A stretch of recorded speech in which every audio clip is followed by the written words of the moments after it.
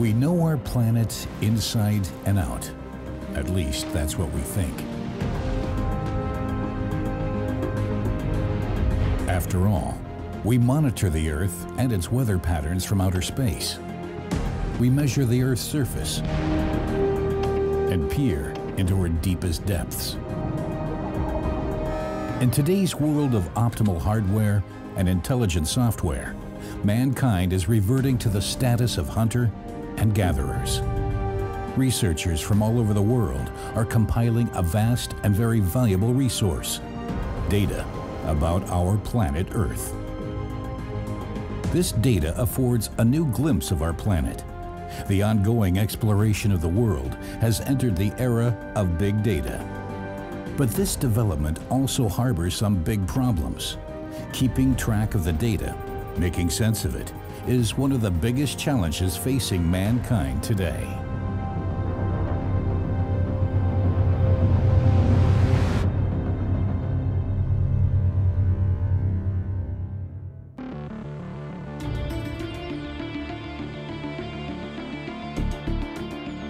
No matter where we are at any given moment, they enable us to navigate the world safely. Data about our environment tells us how choppy the sea is and what kind of weather we can expect. Ever since we began creating digital representations of ourselves and our surroundings, we have enjoyed an illusion of safety. After all, the data is precise and can be calculated and analyzed. But still, some phenomena remain unpredictable.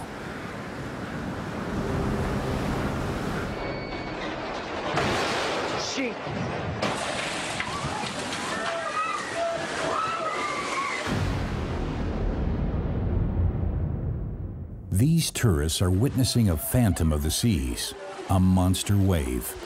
Worldwide, on average 2 ships per week are lost to these oversized swells.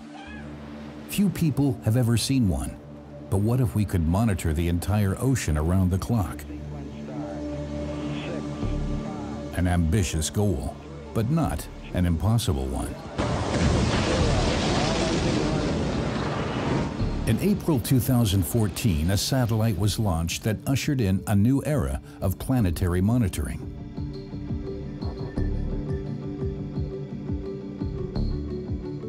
In the coming years, the so-called Sentinel mission will collect data about the oceans, climate, and atmosphere, then transmit the data 3 times faster than any of its predecessor satellites. The Sentinel mission will beam back 12 billion images to the planet Earth. The geoscientists stand to benefit immensely from this unimaginable quantity of data, provided they are able to make sense of it. It's a fantastic voyage to a world we are only beginning to understand. Science is discovering the digital world and creating an entirely new research discipline, scientific data mining. Every day, scientists learn more about the Earth. What's novel is actually this data deluge that is pouring in on us. So we have the sheer volume, we have the velocity, we have the variety, and we have aspects of veracity. So actually, we have a big data challenge today to cope with all of that. As the mountain of data grows, so does hope that we can get the oceans under control. For many years, all it took was the trained eye of a seasoned sailor and a lifeboat.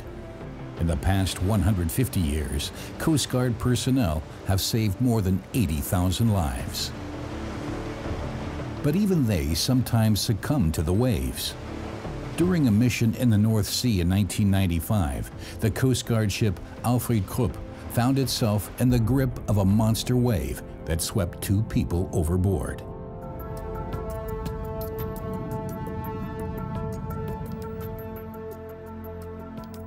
Researchers have been gathering data on monster waves ever since this incident. They are collecting information about a phenomenon that was previously virtually unknown. Mathematicians, physicists, and wave researchers are collaborating to figure out what gives rise to these waves. They see a correlation between what happened to the Alfred Krupp and a second incident. That same night, the measuring station on an oil platform registered an enormous wave, only 570 kilometers away. Two monster wave incidents on a single night, both within the confines of the relatively small North Sea. This cannot be a coincidence. For the first time, it had been incontrovertibly demonstrated that monster waves exist. But where do they come from? You can't observe the phenomenon of monster waves from the shore. They seem to come suddenly from nowhere in the middle of the sea. The waves themselves are also not visible from outer space. But there are two things our satellites can observe. Optical recordings show cloud formations, and radar records reveal wind movements. Researchers compare these two types of recordings and recognize the same structure in each, a ring of clouds. They call this formation an open cell. Open cells are formed when cold air falls to the surface of the North Sea, displacing warmer air to higher altitudes. The cold air becomes a squall that moves over the sea's surface. If it's the same speed as the water, it transfers a steady stream of energy to the ocean's wave, causing it to swell.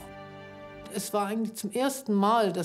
was the first time that it was possible to see both types of satellite image, radar and optical, at the same time. That led us to the explanation that it was these rings, these cell structures, that had in fact led to such high wind speeds on the surface of the water, which ultimately caused this kind of swell or wave.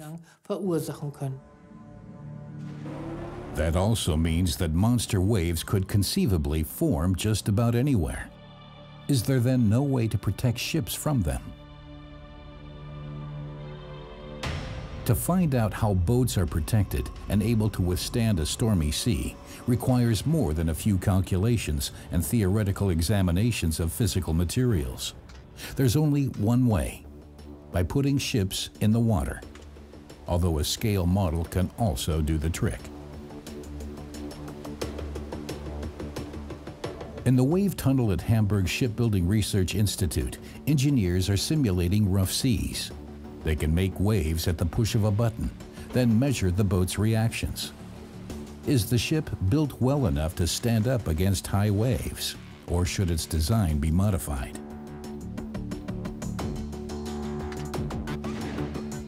When ships are pushed to their limits, a number of factors determine whether they will survive. If the captain's bridge is located up front at the bow, the wave hits the most sensitive part of the ship. Future shipbuilders can take that into consideration.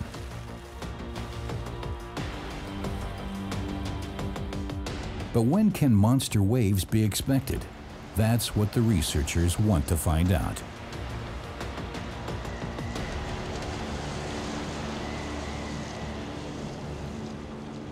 On the Pheno research platform, measuring equipment records comprehensive data about a giant wave. It's a fortunate coincidence, as it enables the researchers to map the phenomenon on a computer. If the water is being whipped up by the squalls of an open cell, the scientists have to include the wind in their calculations. Susanna Lehner and her team have augmented a conventional wave model with data about the wind speed of squalls. And sure enough, the simulation corresponds exactly to the wave recorded by the measuring equipment. Theoretically, computers should be capable of predicting monster waves. But in the real world, this is not yet possible. It would require constant satellite surveillance, and that kind of bandwidth simply doesn't exist. So we still have to be on the lookout for monster waves. But computer scientist Peter Baumann is certain that in the future, scientists will be able to obtain and analyze additional data and create strategies to ensure safer seas. He has been commissioned by the European Union to find ways to deal with large amounts of data.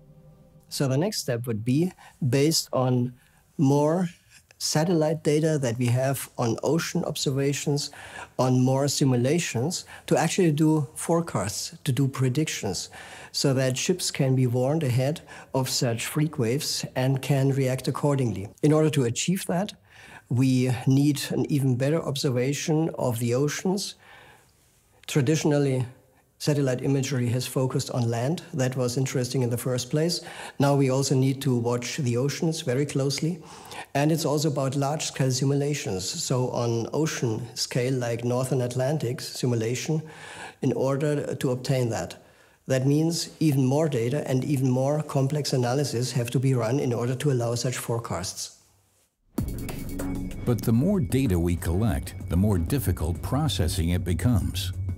Computers are capable of storing large amounts of data, but there are limits to the amount of data that can be transported. Today, if you want to move 10 terabytes of data, the internet won't do you much good. That much data practically has to be moved like you would a crate of bananas. Except the truck will be filled with hard drives instead of fruit. One of the central hubs for processing scientific data can be found right in the middle of Lisbon. The European Maritime Safety Agency, or EMSA, needs comprehensive data as soon as possible. The data comes from all over Europe, supplied by a huge network of researchers. This is the central node in an ambitious project called the Clean Sea Net that monitors European waters in near real time. The experts evaluate randomly selected satellite images of the seas, looking for conspicuous spots on the surface of the water. The office also handles several emergencies each year. A captain, a Coast Guard, or a concerned citizen calls to report a suspicious discovery on the high seas. Could it be that a ship has illegally discharged oil into the water?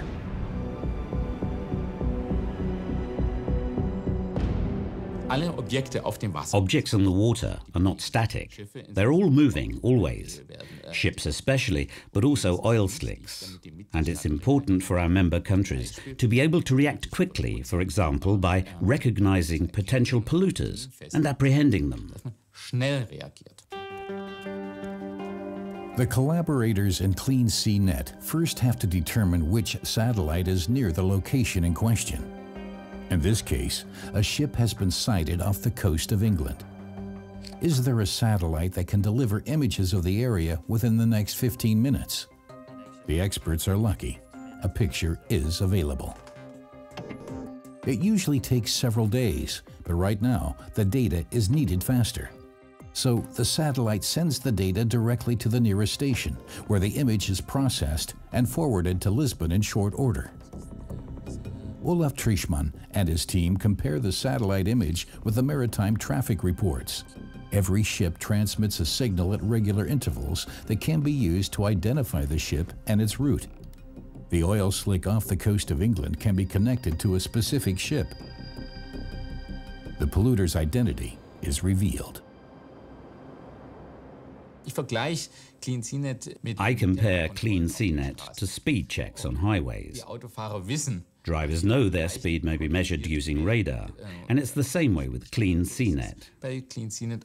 Ships know that there's an agency that might be checking to see whether they have illegally discharged oil, so they're more careful. It leads to more safety and better behavior. The deterrent actually seems to be working. The pollution rate on the seas has decreased considerably since Clean Sea Net was set up. Good evening, EMSA speaking. Yes, we have identified an oil spill in your southwest. 30 minutes after the picture was taken, Trischmann informs the authorities. You can't get much faster than that. Computers can process large amounts of data, but can't replace the experienced eyes of the experts. Evaluating large amounts of data naturally also requires a massive amount of data processing. First, the raw data from the satellite has to be turned into images, but of course there is also lots of analysis to be done. And that analysis is carried out by people at the moment, not by machines. We have observed that the algorithms currently available are not sufficient to ensure reliable identification of polluters. We humans are at a disadvantage because we are not capable of working round the clock. And the faster the data comes in, the more difficult it becomes for us to process it. Even our computers are not equipped for the rate of speed at which the data is delivered. The result is a huge backlog of data, a mountain of information that is quite literally over the heads of today's scientists. This big data, this data deluge that is coming in on us, actually poses new problems on us. So we have the data, but how can we analyze that? It is not just the sheer volume, it's also about the speed, how data come in. Now imagine you have a fire hose and you try to drink from that. Then you get a picture of what is our situation there. We cannot analyze data at the volume and speed they're coming in on us. So, are we really only getting a small sip instead of a deluge? Is information being lost because data is being collected that can never be analyzed? The German satellite data archive near Munich contains vast amounts of valuable data collected over the past 30 years. The archive can store more than 50 petabytes of data on magnetic cassette tapes. It may be that these tapes hold the answers to questions that won't be posed until sometime in the future. But when that day comes, will we be able to access the data? The more data we save for later, the greater the risk of losing information forever. Even the best storage media can age and become obsolete. But maybe there's a way to master the deluge of archived images and virtual reality. Researchers are mining the satellite data archive, hoping to make its information more readily accessible. As if the archive were a library with open books lying before them, the scientists can pick out an image, dive into it as it were, and check to see whether it shows structures similar to those on other images. The computer works like an automatic sorting facility. It searches the images for components like vegetation, farmland, bridges, and water. The computer sorts the images into stacks and categorizes them by their content. At the present, they probably store in archives more than 10 to 20 millions of satellite images acquired after the 80s. With a new era of the Sentinel satellites of the European Space Agency, the data volume per day will reach the level of 10 terabytes. This is our data rate. So we are going to reach soon thousands of petabytes of data, which is a large volume of data, and all the research community, it's putting huge efforts in dealing with information extraction. Soon we will no longer be talking about millions or billions of images, but trillions. And then it will be more important than ever to uncover meaningful information hidden in the mountains of data.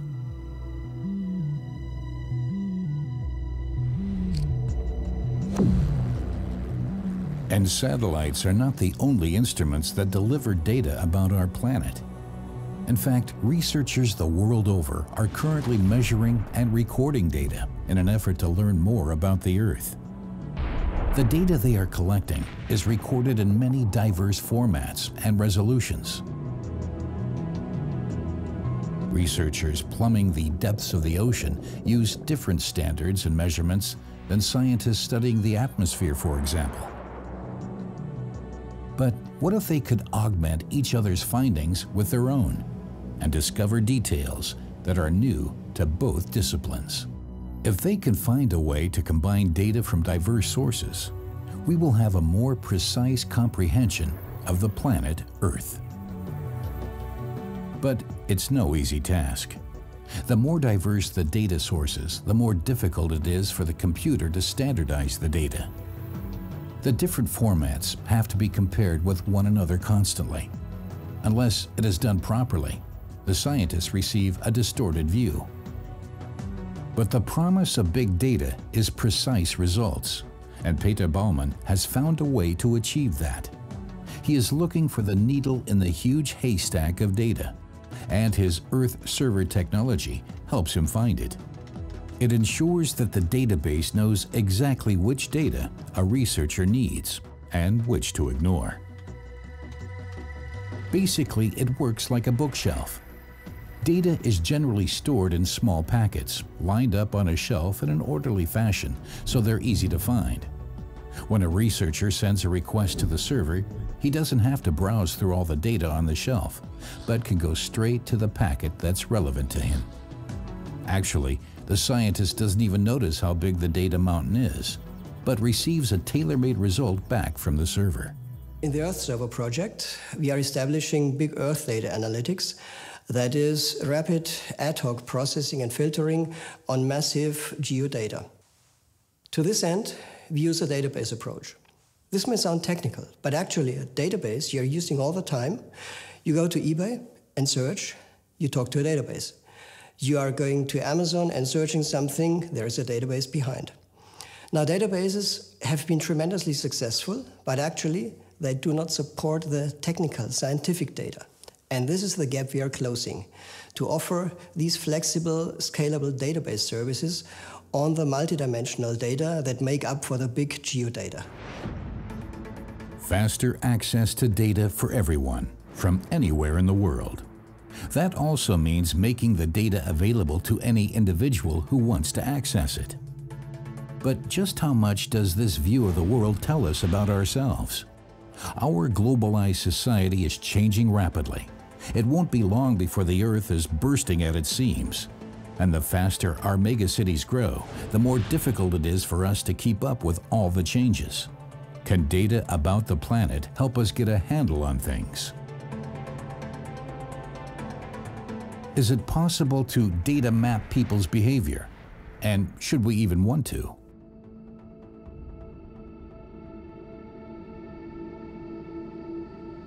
In our collective consciousness, data collection has achieved an unfavorable reputation. People are deeply concerned about privacy issues. Will we still have any privacy when everything that happens on the planet is measured, recorded, and stored? Geodata can also include information about people, but this is not necessarily a bad thing. At the German Aerospace Center near Munich, Hannes Taubenberg is examining how the face of the world is changing.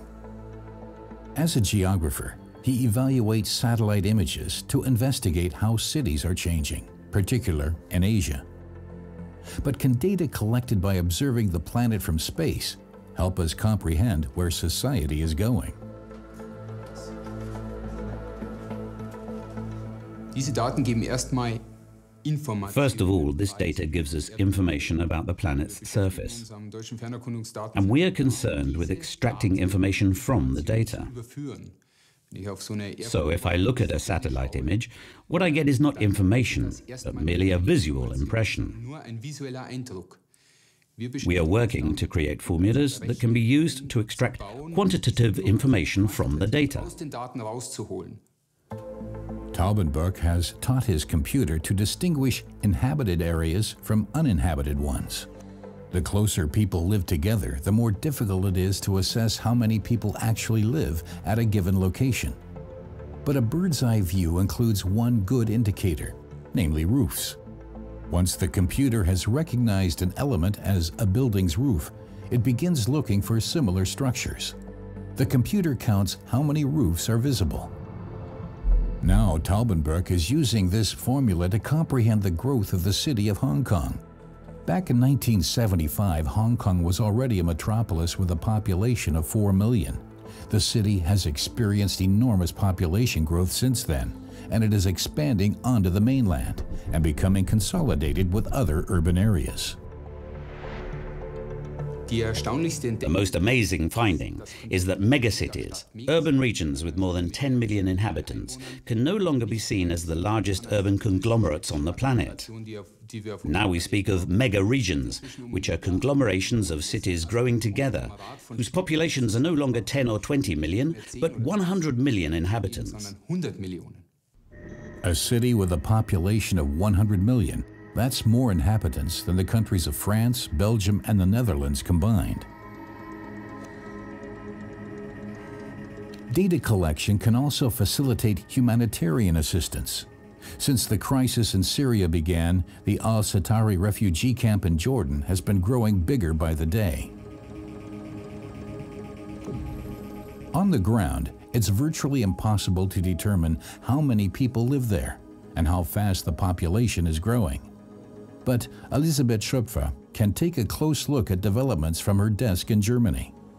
She's trying to find out how many refugees have come to the camp using satellite images that reveal the shape of the camp.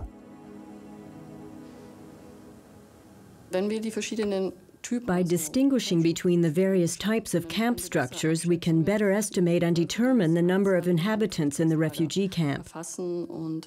We assume that the numbers of people living in tents differs from that of those in large containers.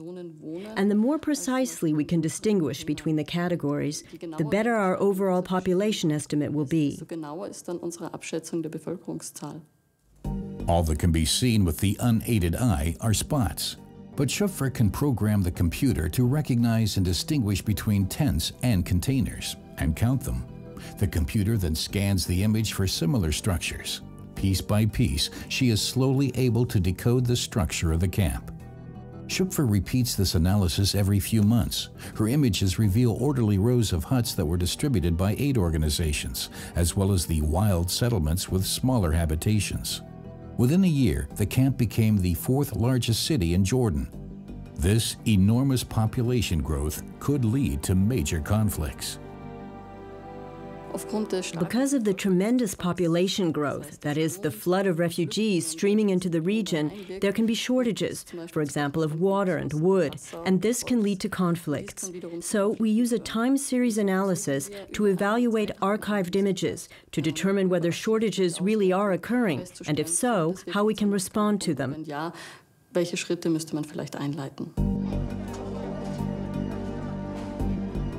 Elisabeth Schöpfer is in close contact with on-site NGOs who act quickly to implement the recommendations she makes from her office in Germany.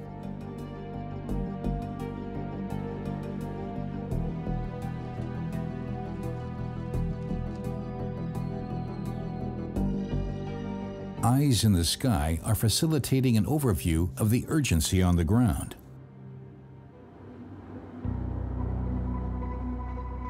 In Europe, it's those who live on riverbanks that could use this kind of analysis. Anyone who lives close to the water's edge is familiar with the deceptive quiet and how quickly catastrophe can strike. Extreme weather conditions are increasing in frequency, scientists say as a result of climate change. When rain soaks the countryside and the ground can no longer absorb the water, rivers begin rising into the surrounding landscape. An act of nature beyond control, or can we calculate when the next high water mark will arrive? If a given region only flooded once in the past 100 years, the statistics look good, but nature is unpredictable. Once a flood has occurred, it's at least possible to determine the level of damage. At the Center for Satellite-Supported Crisis Information, Hendrik Svensner collects the data and uses them to evaluate the situation. The real strength of long-distance surveillance is that it provides an overview, an actual view of the catastrophe, the scope of flooding, all visible on a single image. So it's primarily used in situation centers to help distribute resources, to know what's happening and where aid can best be deployed. The satellite bounces signals off the Earth's surface and assesses what is reflected back. Because water reflects the signals differently than land, experts can recognize which regions are flooded and convert the information into maps. The maps represent the current situation, which areas are flooded and where help is needed. Satellite surveillance is a blessing for the people affected, but the data can't prevent the catastrophe from occurring.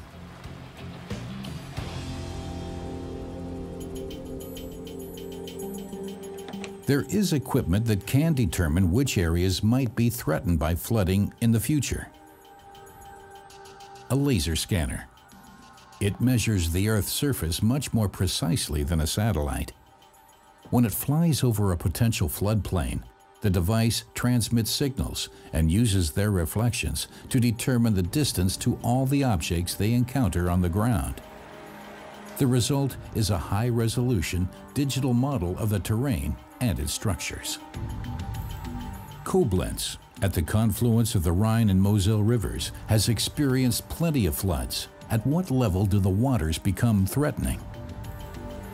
After the flight, the surveying engineers turn the raw data into a model of the terrain.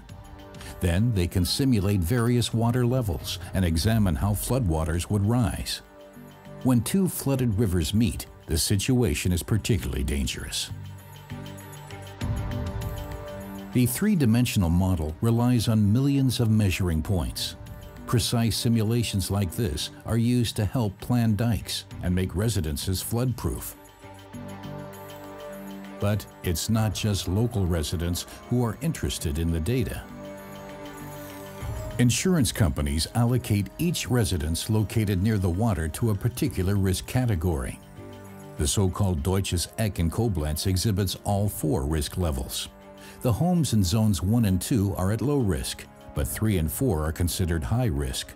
Only 1/4 of the homes in zone 4 are insured.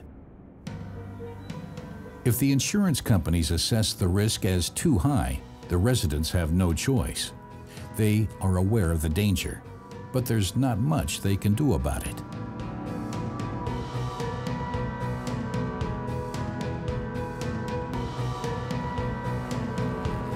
The more precise the data we collect, the more we are influenced by the results.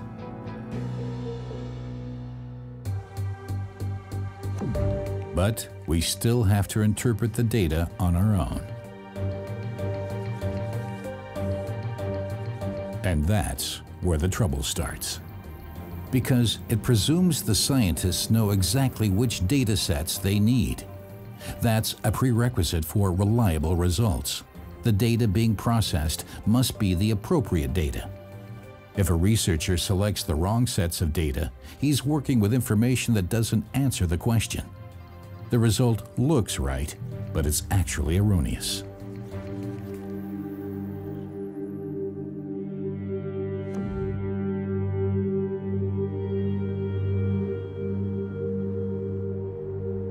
Whether the data can be properly interpreted can sometimes be a matter of life and death. Since the earthquake in the Abruzzo region of Italy in April 2009, L'Aquila has been a ghost town. Seismologists had investigated the site just prior to the disaster and delivered their data to the authorities, but the mayor gave no evacuation order. They didn't see it coming. An earthquake that claimed more than 300 lives and ripped holes in rows of houses. 70,000 people lost their homes. The seismologists were held responsible. Judges sentenced them to 6 years in jail for negligent homicide. Researchers can, of course, supply the data. Responsibility for the decisions made still, however, remains with the authorities and politicians.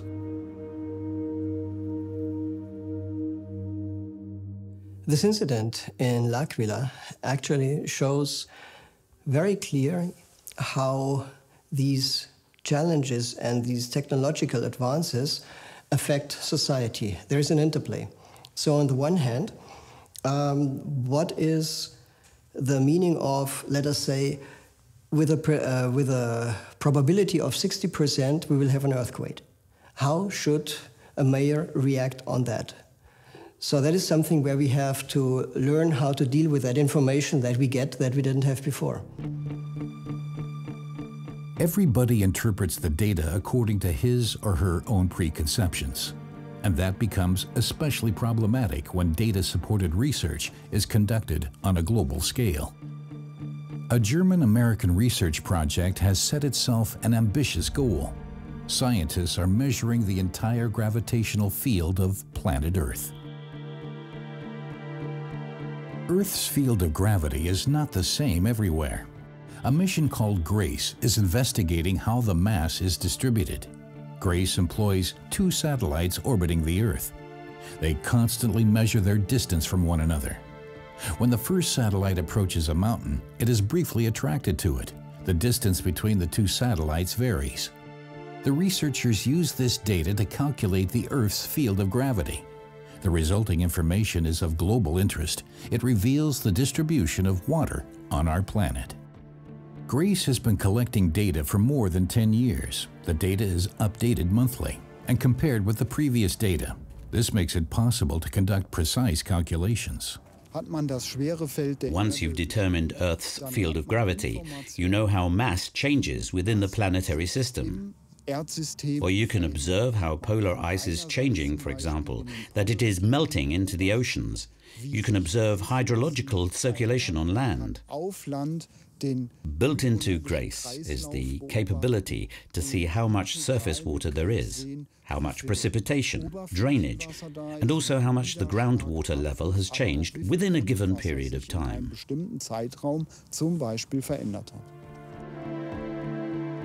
A satellite can only transmit data to Earth when it passes a station on the ground. The flyover lasts 15 minutes. Uplink sweep is in progress. The ground stations have to know exactly when the satellite is passing overhead. Contact is only possible for these 15 minutes. Then GRACE speeds away again to measure another piece of the Earth, for example, in America. The American Great Plains are one of the world's most productive agricultural areas. It's called America's breadbasket because its generous harvests of wheat, corn, and soybeans feed people and animals the world over. But actually, the farmers should slow down a bit.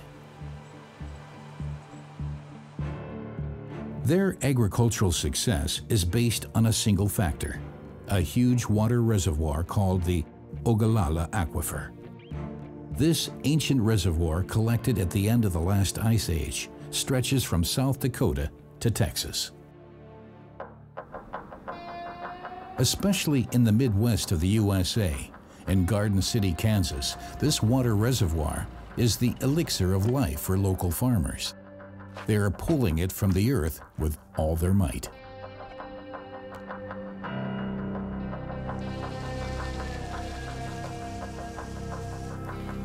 Week after week, month after month, year after year, their irrigation systems extract water from the Ogallala Aquifer.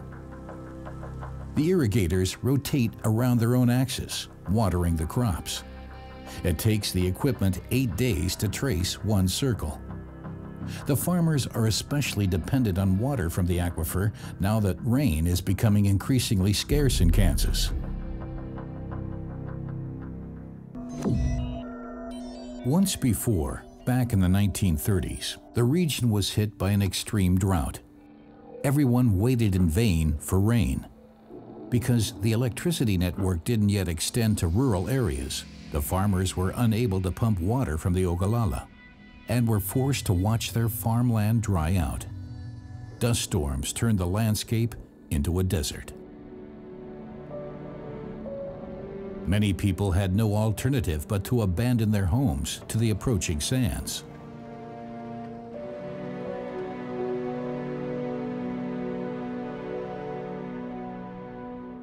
And today, in some places, Kansas looks just like it did then. Rain is more and more rare. Without irrigation, the land dries out, but the underground reservoir offers no solution. The GRACE findings are alarming. Since they first began measuring the Ogallala Aquifer in 2002, it has shrunk considerably. People are wringing it out like a sponge, down to the last drop.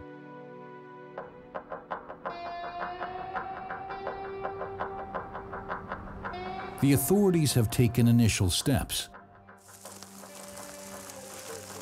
Kansas appoints groundwater district managers. They serve as administrators of the groundwater and encourage farmers to conserve the valuable resource.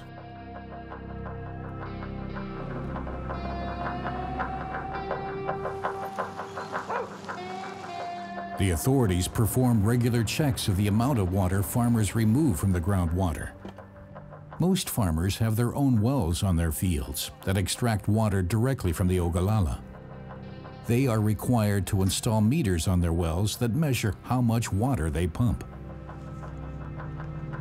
Coming up on 036196, serial number 95.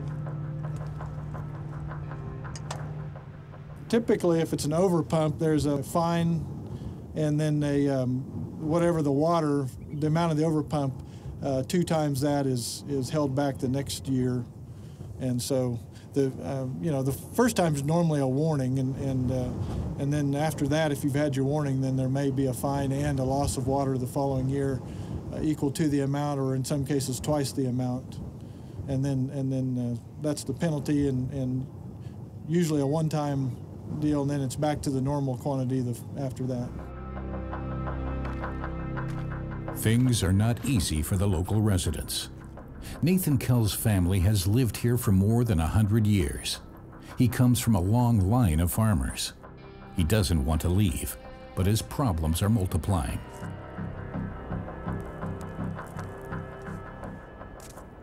Within the last 10 years, we've lost 80–90% of our water volume that we had just 15 years ago. So it became a real eye-opener probably within the last maybe even 5 years how bad the situation is really getting. And of course, there's different areas that are worse than others.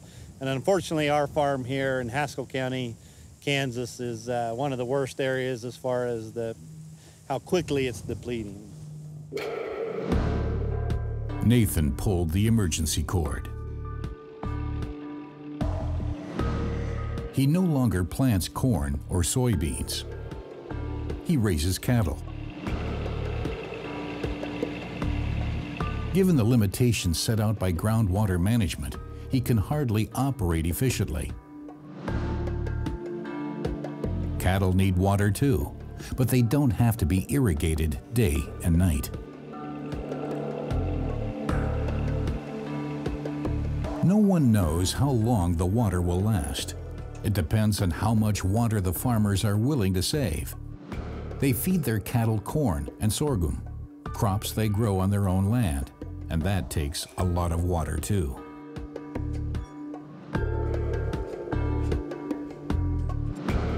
But above all, it's the big agribusinesses that find it difficult to conserve water.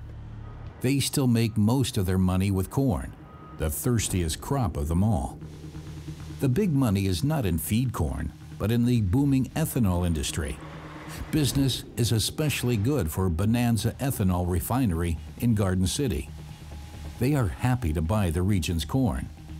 Maybe the final reserves from the Ogallala Aquifer will end up in the bioethanol they produce.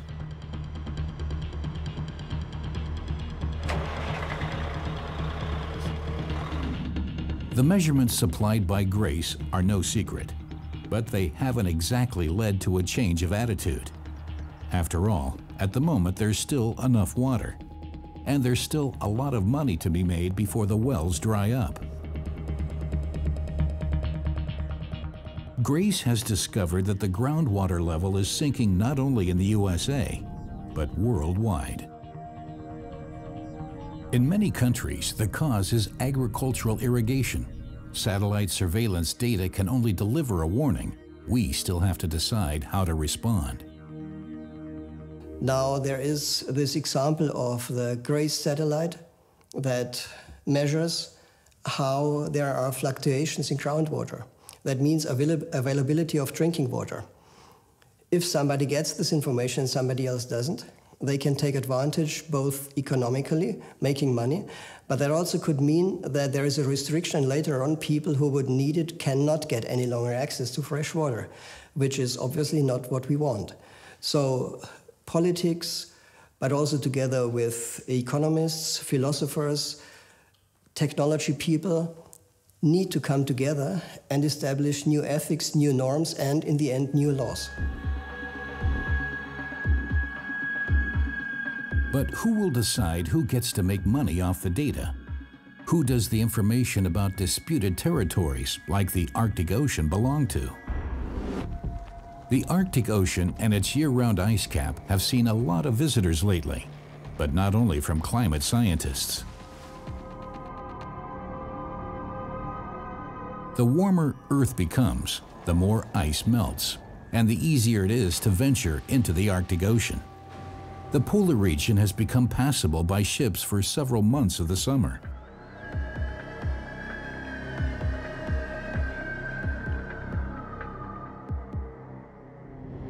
This information is worth a fortune.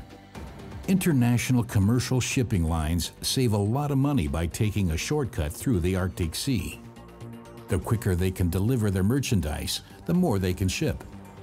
Previously, that was only possible with the help of icebreakers. But the data about the changing ice cap have attracted container ships. It's big business. The Northeast Passage through the Arctic Sea connects Europe and Asia.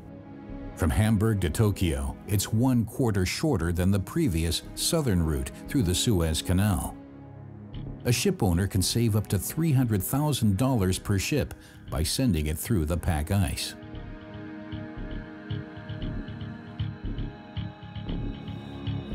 This has an impact on the region's unique fauna.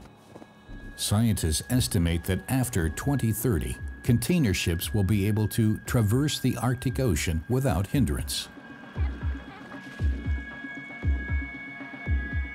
And depending on their loads, commercial ships passing through the Arctic Ocean could have catastrophic effects on the sensitive ecosystem of the Arctic Ocean. If a ship were to sink here or lose oil, it would take decades for the environment to recover. And experience is not always a good teacher.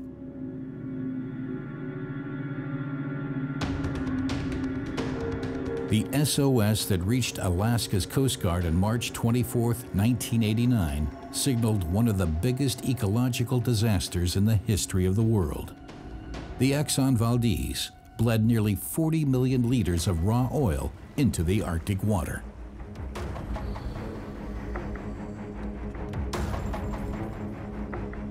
The animals that die in the oil slick were but the first victims of the Valdez.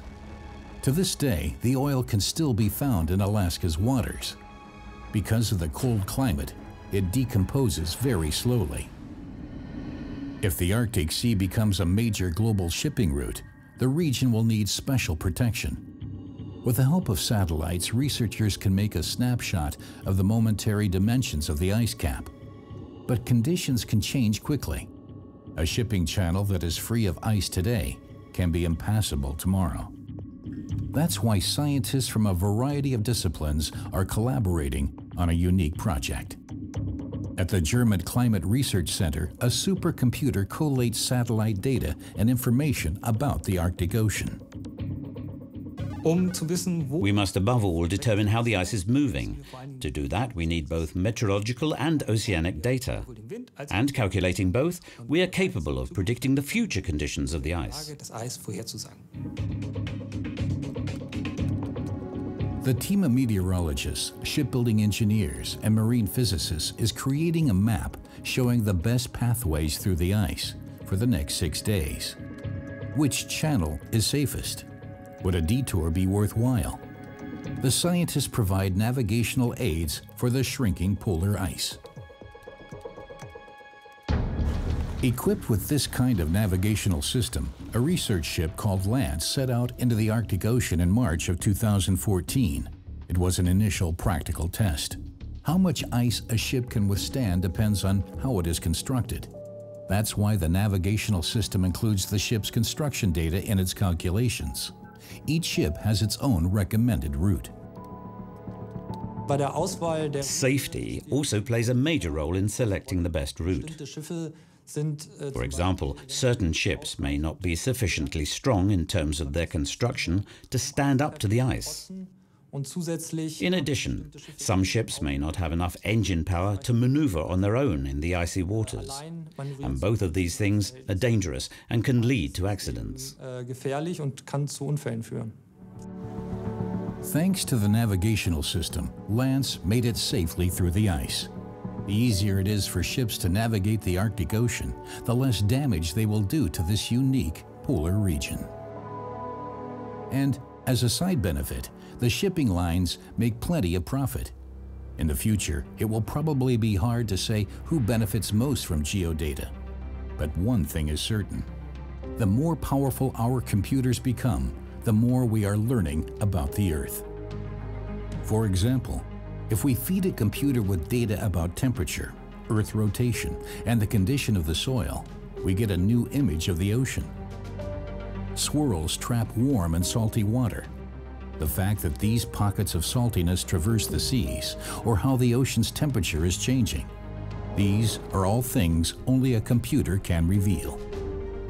No scientist could make these observations on site, so learning to process large amounts of data is worthwhile.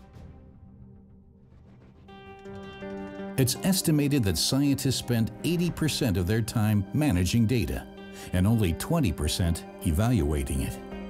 It's important for this ratio to be reversed in the future. For dealing with the trustworthiness aspects and how to assess and evaluate such big data, we see a new kind of profession emerging. It's a data scientist or data engineer. People who have a strong background in the computer disciplines involved, like databases, supercomputing, etc., but also in statistics, so that they can assess how good such data are for a particular purpose. And finally, of course, the domain knowledge, to know about biology, to know about geodata, etc. Our ever-accelerating journey into the digital universe is only just beginning. The more data we collect, the more secrets we reveal about our planet. We will learn to better understand natural disasters and to protect ourselves against them if we gain control of the data. There's still much to learn about our planet Earth, and it's just a mouse click away.